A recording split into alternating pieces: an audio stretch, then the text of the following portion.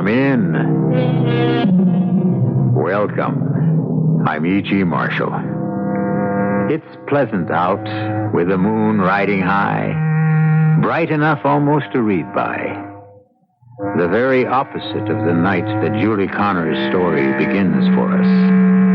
A black and lowering night, the atmosphere heavy with the promise of rain. Dark. The dark, not being able to see, only to imagine what surrounds us. For some, it is peopled with presences and things and unimaginable horrors. Why? That's what our story is about. It begins as we listen to Julie move and moan in her sleep.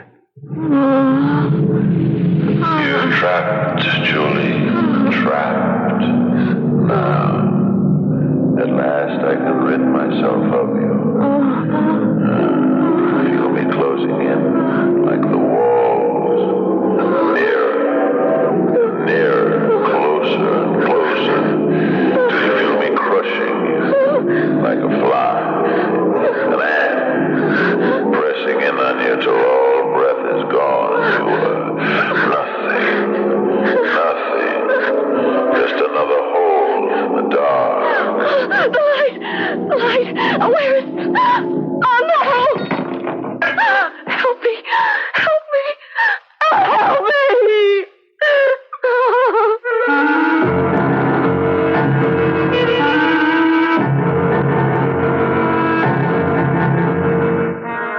Our mystery drama, The Dark Closet, was written especially for the Mystery Theater by Ian Martin and stars Fred Gwynne. It is sponsored in part by Buick Motor Division and Sign-Off, the sinus medicines. I'll be back shortly with Act One.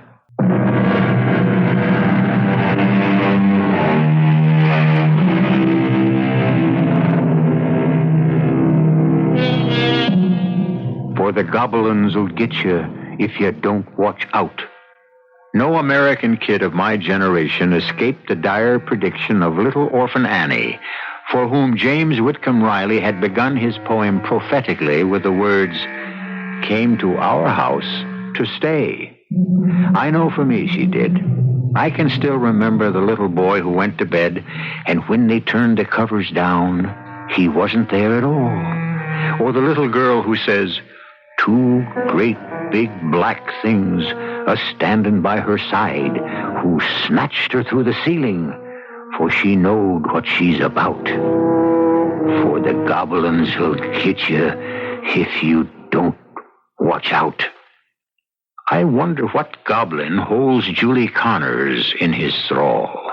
Help me! Help! Julie, what is it? The light, Pop. Put it on. The light, please. Oh, thank God. Oh, thank God. Why didn't you turn on the light by the bed? Did you have to break that lamp? I didn't mean to. I was just so scared I reached out to turn it on and knocked it over by accident. That was one of your mother's favorites. Pop, don't blame me too much. Someone turned it off. Someone meaning me. I told you time and time again, Julie. Waste not, want not. I looked in here when I got home and you were sound asleep. Lamp still lit. I only keep it that way this time of year when it gets dark so early. Just till I know you're home. Huh? Why? What are you afraid of? And you don't have to go to bed so early. I got nothing else to do. Oh, we're in town. You got the television. I'm tired of that old tube, living other people's lives. I want to live my own. Yeah, time enough for that. I'm 17, going on 18. All the more reason you don't need lights on when you're sleeping. And stop having those nightmares. I reckon that's what it was again. Huh? Know one of them?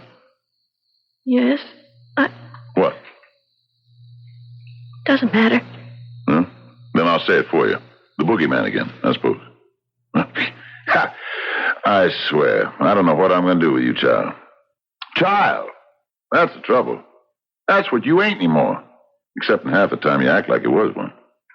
Maybe it would help, Pop, if you stopped trying to treat me like one. You think you're not? I'm in my last year of high school. And I've been keeping house for you ever since Mama... We won't talk about your mother. Okay, Pop. All I meant to say was, If you can trust me to take care of the house, well, you could trust me to take care of myself. You work a 4 to midnight shift. I get lonely here nights. I could date, except... I don't want you dating when I'm not around to meet the kind of guy you're going with. Not these days. The riffraff that's abroad. Just because maybe a guy has long hair and wears old jeans should make so much difference. On the farm, all we wore was jeans. I just don't want to see you running around with trash. You was always a rebel, Julie. Don't try to be one here in the city. Think your ma. That's the way you ought to turn out. Except when she... Can't you ever forget Mom? What? I mean, try to hide her away in the back of your mind. Like we all have to. And just think of today. I can never shut your mother away. Yeah. I just wish you could learn to live like her. Make your peace with the world. Then maybe you could shut out these dreams that hurt you. Yeah, and hurt me, too. Maybe if I just had a little more freedom. In a couple of months, you'll be 18. I have no control over you then. But until you reach that birthday, I will not let you run wild like all the other kids. I promised your mother that before she died. Why don't you trust me, Pop? Leave me to make my own decisions. I can't. I promised Mary. She wanted only the best for you. She isn't here to find it for me anymore. Let me do my own finding. No, by heaven. I give my word, I keep it. Tim Sadler's asked me for a date tomorrow night. Yeah? I don't hear good things about him. You mean I can't go? I mean, you better not. I have 6 months left to bring you to your mother's image. I will do everything I can to make you that. But about your dream. Forget it. It doesn't matter anymore. I was just being a child, and I know it. I can see that it's time for me to grow up. Good night, Pop. You need your sleep. Me too. Yeah. You sure you're okay? Don't worry about me. Sweet dreams. Yeah. Well, any left for me. I just wish I could make sure there were a whole lifetime of them ahead for you. Well, I'll turn off the light. No. I'll get it. I have to go to the bathroom. All right, then. Pop? Huh? I love you. Sure. You know how I try to feel, Julie. It's just since Mary, yeah, there isn't much to give. Good night. Good night.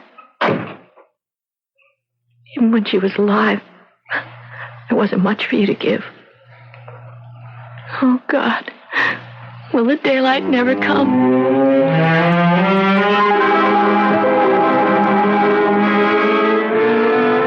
Hey, you look pretty freaked out there, my old lady. Thanks for the lift, and I'm not your old lady. Well, these last few weeks, I thought we were finally going to begin to make it. Oh, Tim, it's not you, it's... I know. Your father. No, not that so much. Something else. Well, what? Oh, something I can't explain.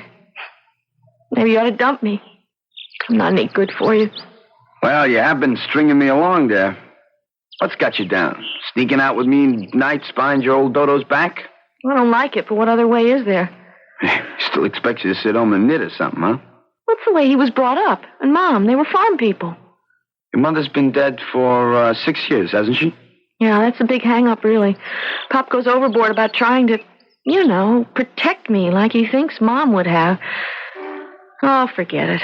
Look, we still got a date for tonight, right? Oh, sure. I even tried to tell Pop about going out with you when he came home. When he blew a gasket, I let it go. I didn't want to upset him. Upset him? He's gone out of style, baby. He belongs to a wax museum. You should take a good look at yourself in the mirror. You got circles under your eyes like some old broad of 30. I told you, that isn't Pop. It's just this crazy nightmare I have all the time. Oh, yeah. Well, okay. Listen, I tell you what. You're going to get a good sleep tonight. Old Doc Tim is going to guarantee it. Oh, how? I'm going to borrow us some wheels and take a little booze, and you're going to take a couple of belts. See, what you need is to relax. Maybe you're right, Tim. I'm so uptight, You know something?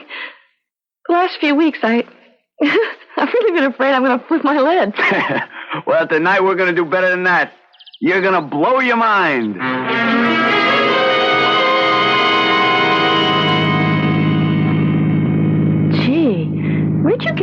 like this?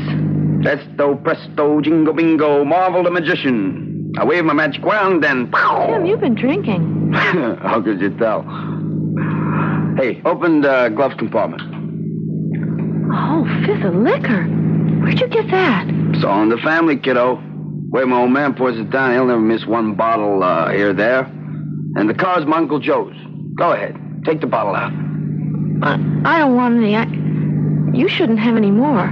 Oh, come on. I'm just putting you on. I only had one little drink. And as I remember, you promised you were going to join me. Okay, why not? Right out of the bottle? I got no glasses. Okay, here it goes.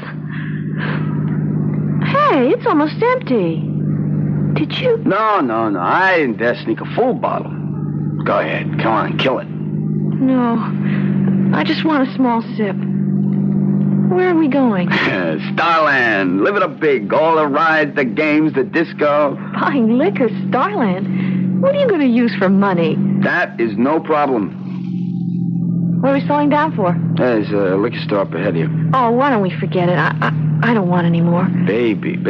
Don't you remember tonight's the night we're going to open up your skull and let all those little men out? You just keep it running. I'll be right back. The street is so deserted. Oh, yeah.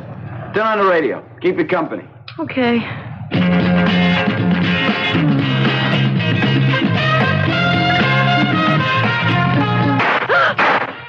Those are shots. They sounded like... Julie! Oh, my... Julie! Tim! Julie! Tim! Help me! Hey, Tim, what happened? Hold me. I can't stay. Gotta get to the car. Come here. All right, I've got you. Tim, it's a gun. You've got a gun. Give me that. What are you doing with a gun? That's a car. Oh, my... Oh, Tim. Oh, Tim, can you hear me? Oh, the cops. Get rid of the gun. Tim, how can I get Okay, sister, all right, just drop your gun. It isn't mine, officer. Drop it! Okay, Jake. Get inside the liquor store and see what happened. I'll handle this end of it. Now put your hand behind your back. But, officer, I Do you want your sidekick here to bleed to death? Now behind the back. All right. Oh, no. I'm no, sorry, please miss. don't. I'm sorry. You play rough games, you got to take what comes with them. Now come on, over to the car. I've got a radio emergency for an ambulance.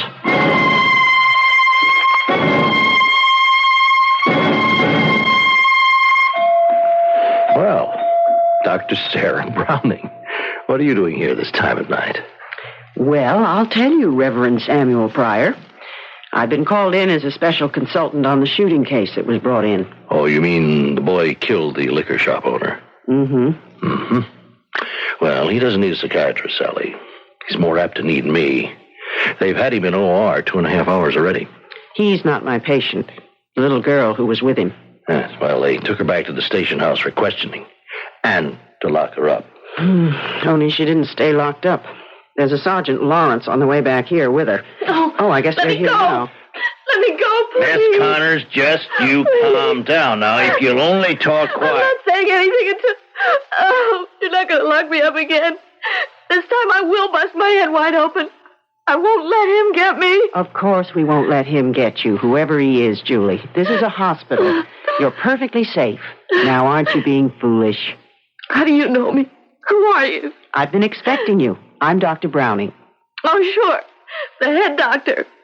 Well, don't figure I'm putting me in any padded cell.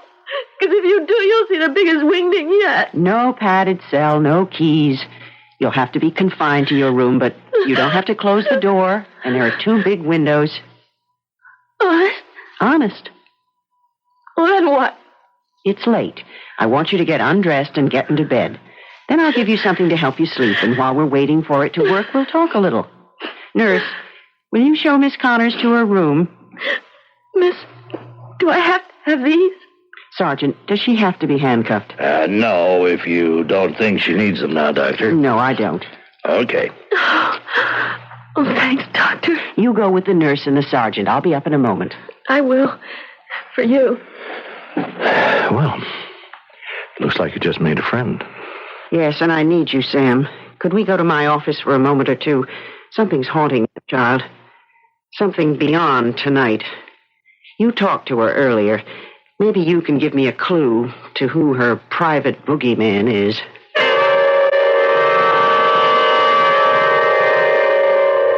It's so easy for all of us, no matter how sure we think we are, to panic at what we don't understand.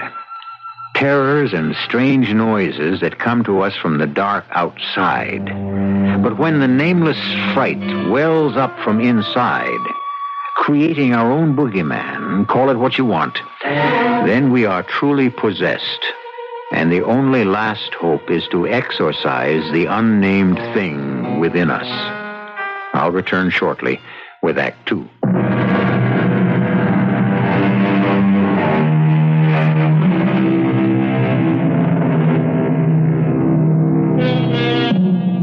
Exorcism is a convenient, old-fashioned word. It conjures pictures of the damned or possessed writhing under the influence of some foul demon. It once was the sole province of the religious, and even in modern terms still is. But it is well established by now that the psychiatrist is equally important, and church and medicine work as partners, like the Reverend Sam Pryor and Dr. Sarah Browning. So the police want a psychiatric evaluation of Julie Connors. They were holding her for bail and locked her in a cell, and she went berserk. Did you see the bruises on her forehead? I did. Claustrophobia? Apparently, but that's for later. The point is that even if it is bona fide, it's only a symptom, not a disease. What worries me is less the girl than the father. Oh, what's the matter with Mr. Connors? What kind of father abandons a 17-year-old girl who's never been in any real trouble to face jail before she's been found guilty? Well, she's a suspected accomplice in the murder of a liquor store holdup, or even the murder. Sam, can you honestly believe that child could handle a heavy gun like the one that was used? There's no way of proving that until the boy she was with comes to. If he ever does. That bad, Sam? He's young, but not so good, Sally. What was the bond on the girl? The police don't really suspect her as a principal. Only a few thousand. Except that her father refused to post it. Well, maybe he can't afford it. He can. I called him this morning. He refused to talk to me. Do you seriously imagine that my winning personality might succeed where yours failed, Doctor? You might apply a little occupational leverage. The father is a deacon at the Plainview's church. Oh, of which the minister happens to be a close friend of mine. Sam, I can't judge the girl without knowing something about her background, her history, her life. There isn't time for deep analysis. Her father is the only one who can tell me quickly. Oh, no mother or relatives? No mother, no relatives close enough to be of value. I know it's an imposition. Well, not when you ask me, Sally. You give me the address, and I'll go and beard your lion in his den.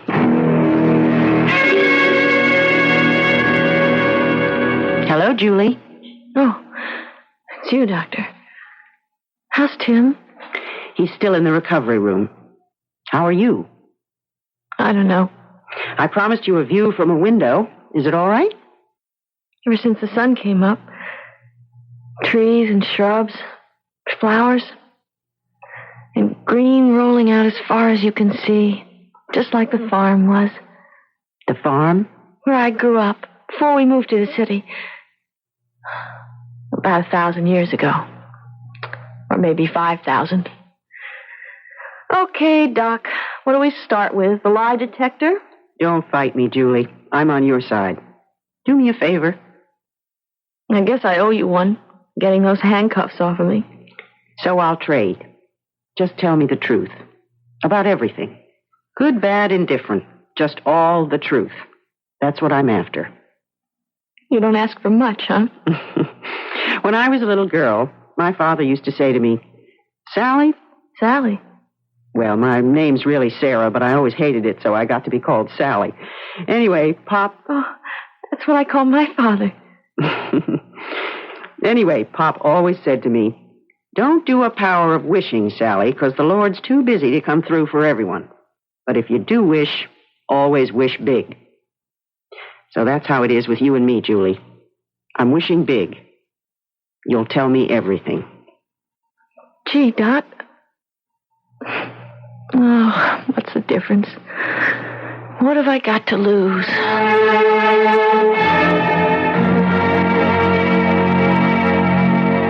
So Tim was just like any other boy. I had to bust out of home for some kicks some of the time. But you'd known him for a while. Well, sure, we were in the same class at school. You weren't surprised when he picked you up in a car this time? Sure I was, especially when he said we were heading for Starland Park. You know, the rides and all. And he wanted to go to the discotheque. I just didn't feel right. He never had money like that before. But you went. Yeah, I went. I was ready to go anywhere that night, I thought. I even had a drink. Now, I don't usually because it makes me feel kind of dizzy. But I thought it might chase away the guy that follows me. Go on. Tim had an almost empty bottle. He gave me a drink, and he said he wanted to stop and get more. Tell me about the man you say follows you. I don't want to talk about that. Then don't. Tell me more about what happened. Well, we stopped at this liquor store, and Tim left me in the car. He told me to turn on the radio.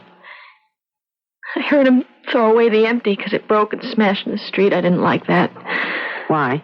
Well, things should be tidy and neat. Mom always... Well, I was listening to the radio. And then there were these two noises. I just couldn't believe they were shots. When Tim came out, he was all bleeding.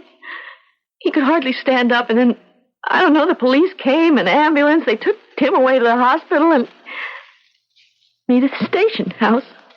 And booked you as an accessory? Yes. Do you know the charges? Well, robbery and... You didn't know Tim was driving a stolen car? No. He said it was his uncle's and he lent it to him. Why are you asking me all these questions? Well, some of them I'm asking because I felt you'd rather have me do it than the police. Well, why doesn't Tim tell him the truth? Julie, dear, Tim is still unconscious. He can't talk. And Tim isn't my interest. You are. Tell me more about the police station. Oh, I don't know. Things took forever. They came, took my fingerprints, and then they put me in a cell and locked the door. Yes? Well, they turned out the light.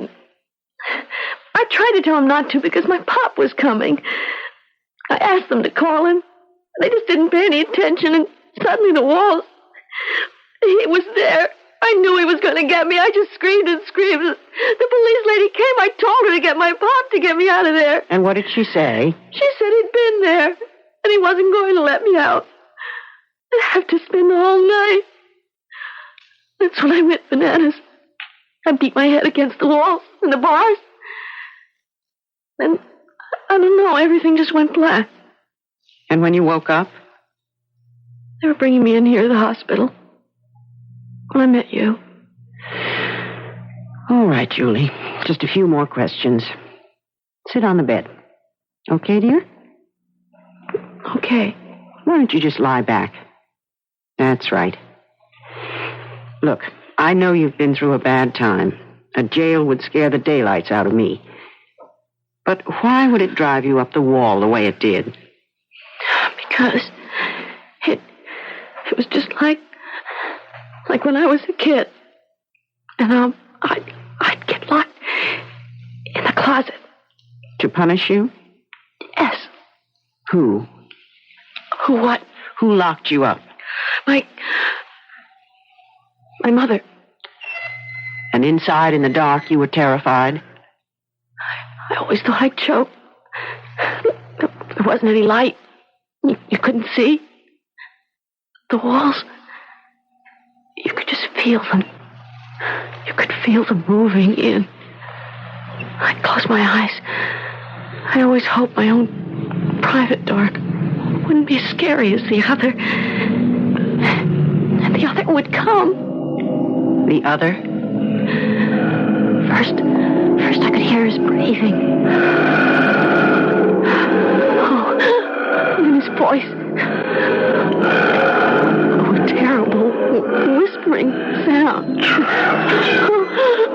Julie, trapped. that.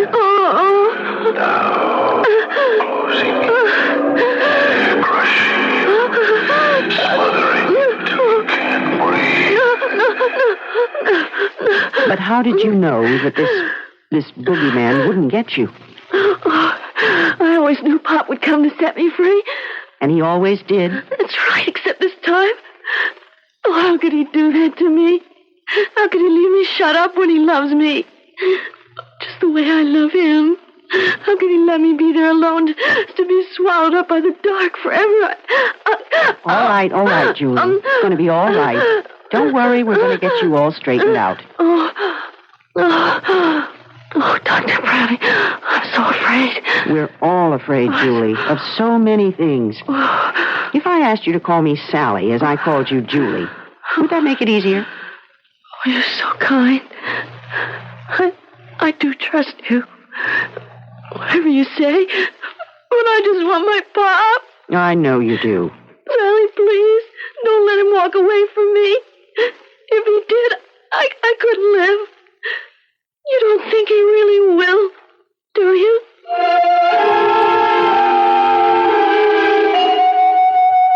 Dr. Browning isn't back in her office, but she should be shortly. We can wait for her there. I don't know why I was talked into this, except that you and my pastor are good friends, Reverend Pryor. A friend in need. Yeah? What does that mean? Well, something we all need on particular occasions, but really all the time. Yes, this is Dr. Browning's office. I can't imagine going to a woman psychiatrist. Well, neither can I. Huh? Why, because you're a minister? No, because I don't need one, and my collar, you must remember, makes sex immaterial. Yeah, of course. Whatever criminal aspects this case involves can scarcely touch your daughter. She was, by all evidence, she was an innocent bystander, except for the impetus that, drove her out of an empty house and involved her. What are you trying to say? I'm not trying. You see, I discussed this case with Dr. Browning, and we are both in agreement. Your daughter is possessed by a malignant spirit, something beyond her comprehension or ability to handle, which has driven her into a horrendous situation. One innocent man's death and another possible one. The young man was the instrument of the first.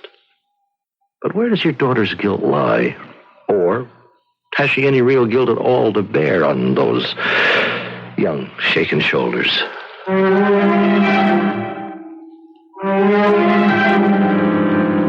The holdup of a liquor store goes wrong. The owner is shot to death. A boy is the apparent murderer. A girl with him, a possible accomplice. What peculiar twist of fate put her there? What punishment or resolution should come from the circumstances? We will leave you to judge that after I return shortly with the third act. This is a story which wanders the fields of modern psychiatry and tries to plumb the depths of subjective terror, grown from within rather than impressed from without. So we return to a minister who faces an anguished father and a history still buried in the shadows of the past. I don't know why I let myself get talked into this, Reverend. For your daughter's sake. Yeah, I told you. I'm through with it. Miss Connors, you cannot abandon your child. She's only been arrested, not sentenced. She hasn't been proven guilty. She was in a stolen car with a boy who had a record. Oh? Well, I don't know that. So isn't it just possible that Julie didn't either? Ah, forget it. She'd lie to anyone to try and take him in. But this time she didn't get away with it. Except she managed to fake a way out of jail. I mean, why are you so bitter against her? I'm not bitter. Are you sure? And Dr. Browning doesn't think she's faking. She thinks Julie has real claustrophobia. Yeah? What do you mean? A terror of being shut away in a confined or narrow space. Hey, so that's the story she's trying to sell. We all have it, more or less. Now, perhaps your daughter...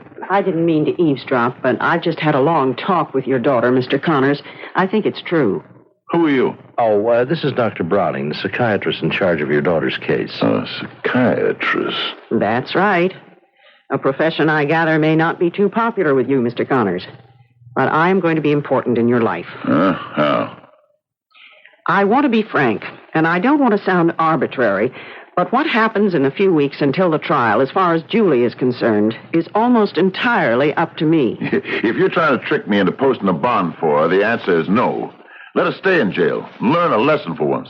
That's just what your daughter shouldn't, well, I'll amend that, can't do. She's a very insecure and disturbed girl. Am I supposed to be responsible for Julie? Am I to take the blame? I don't like the word blame. Let's say you might be a factor, along with others. What others? Julie's mother, for example. Don't you say one word against Julie's mother. Mary was a saint. From what Julie told me, a different picture could be imagined. Whatever she said was lies. Lies! Possibly. But if she's lying, I'd like to find out why. Now, Mr. Connors, won't you sit down and help me? I'm sorry, Doctor. I have a job to do. I don't see how I can help you. If you'll excuse me, I think I'm superfluous in this discussion, and also I have work to do. Now, I promised to visit your daughter. Can I tell her you'll be up to see her, Mr. Connors? No, you can tell her I never want to see her again. Well, that's a message you'll have to convey by yourself. Excuse me.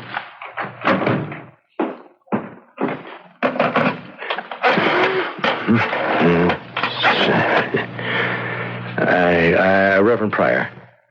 Is this intensive care? Yes, I want to ask about Tim Sadler. The boy who was shot in the holdup. Ah, I see. Well, if there's any change, I'll be on 450. Would you notify me, please, immediately? Yeah, thank you.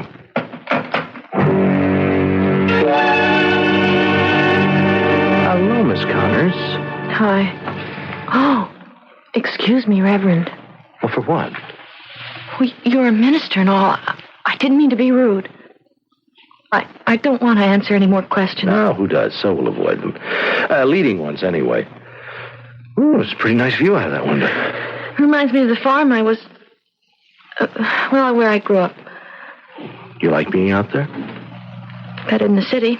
Mm. At least Pop was happy out there. And nice. Well, he still seems pretty nice. He's here in the hospital. Talking to the shrink. The shrink? You know, Dr. Browning. Uh-huh. But he won't come and see me. You don't have to tell me, I know. It doesn't matter. Nothing matters. Don't give up hope, Julie. Oh, I gave it up soon after Mother died. When I got old enough to realize he never wanted me. I could never take her place. I ought to have died, too. Never been able to admit it. He hates me for being alive instead of her. Only why can't I even it up and hate him back?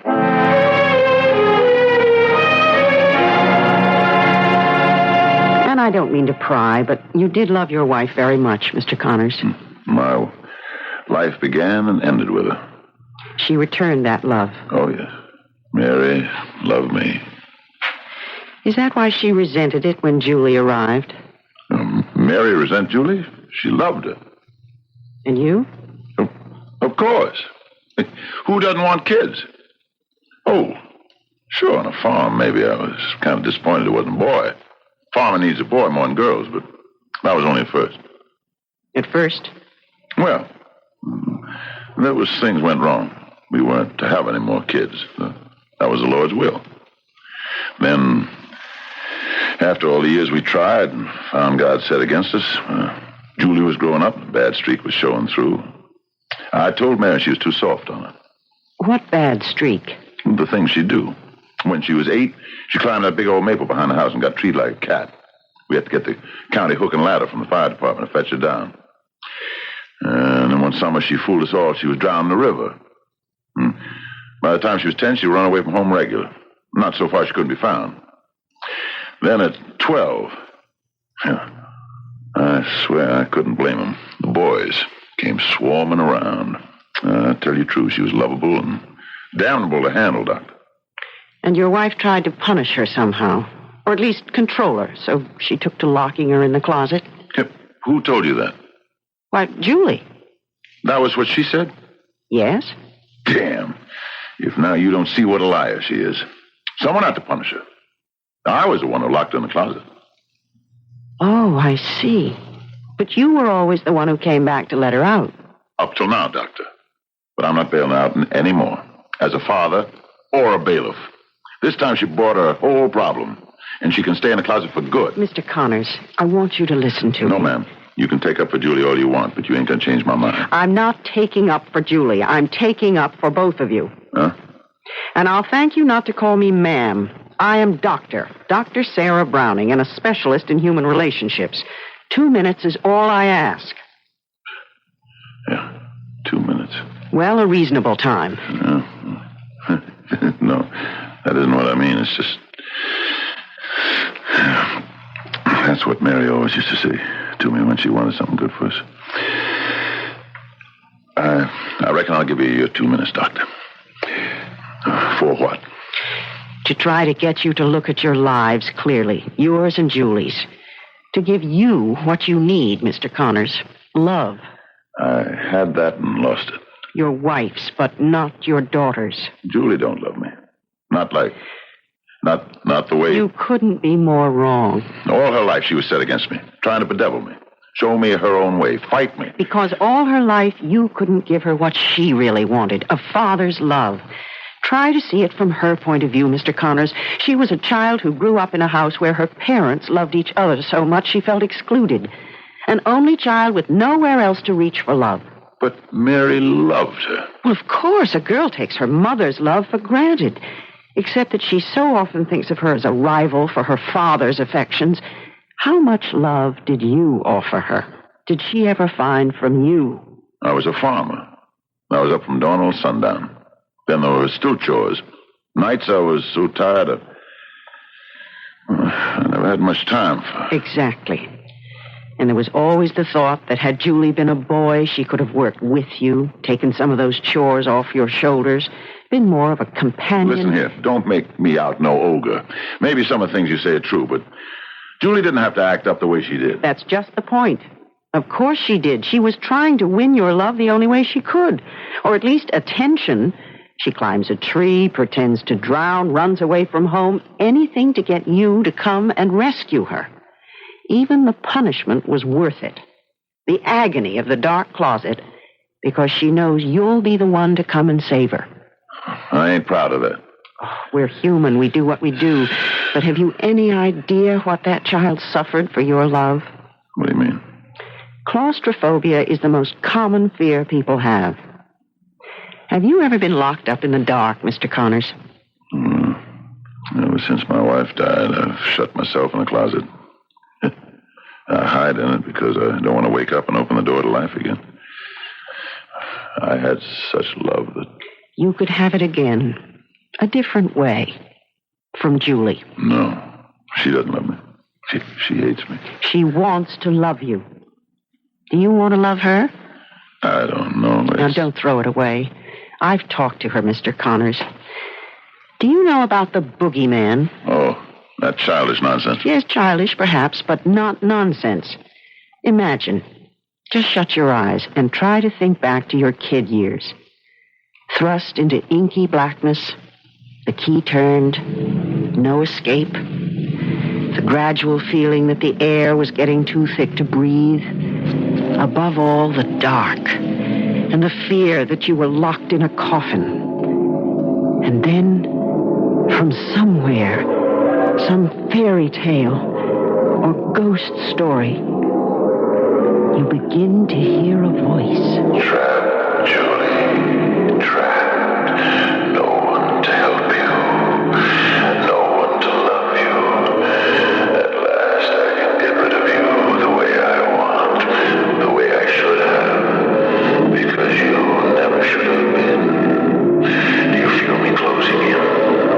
Like the walls crushing you, taking away your breath. Stop it. Don't you know how wrong I was? Don't you see, no matter what she says, I know she hates me. But she doesn't. In spite of everything, you couldn't be better loved, and I can prove it to you. How?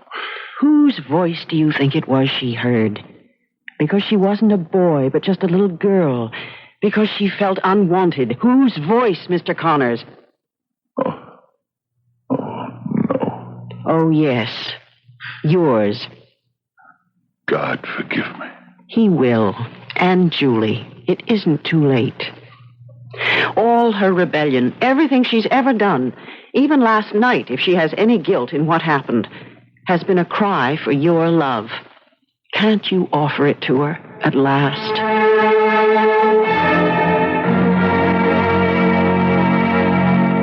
Pop. Julie. I thought you'd... I never thought you'd come. Well, about time. I didn't rob anybody, Pop. Honest, I didn't. I had no idea. It doesn't matter, hon. All I know is you're released from the hospital and you're getting dressed. And you and me are going to the police station to post that bond.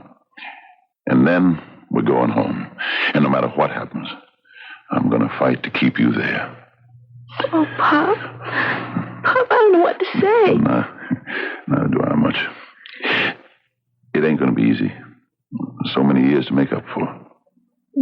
You could just one way. With one move. What? Could you just hold out your arms? Julie, my little girl. Oh, Pop, all my life. Just this. It's all I ever wanted.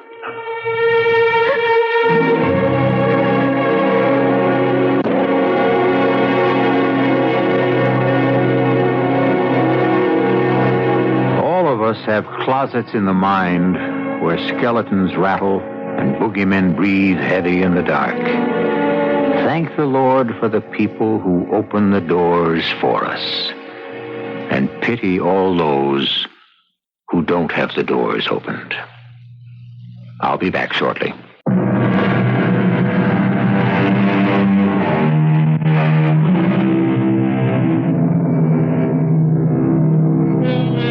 Well, Julie and Seth Connors made their peace the hard way. Perhaps this time it will stick. At least there won't be any more dark closets. Life is too full of them, and the trick is to find out how to open them. The key is easy to find, of course. It's something very simple. Love. What the real trick is, however, is to be able to give it to the right person. Our cast included Fred Gwynne, Jada Rowland, Christopher Tabori, Francis Sternhagen, and Earl Hammond. The entire production was under the direction of Hyman Brown. And now, a preview of our next tale. 3,000, right? Where? All three of us?